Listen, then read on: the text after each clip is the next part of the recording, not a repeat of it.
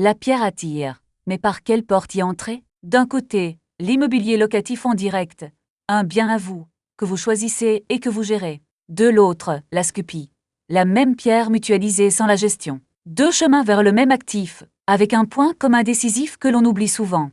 L'immobilier en direct, c'est le contrôle. Vous choisissez le bien à la ville, le locataire, le loyer et le moment de revendre.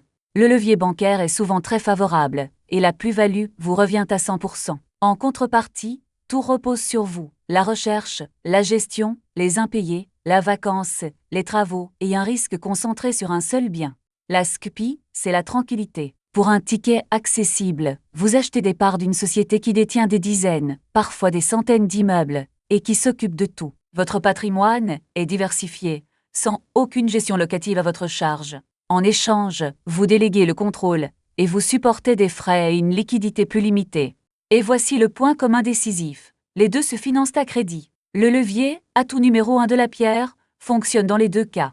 Alors, comment choisir? Plutôt, l'immobilier direct si vous voulez le contrôle et accepter de vous impliquer. Plutôt, la SCPI si vous cherchez la diversification et la paix. Un rappel avant de vous lancer.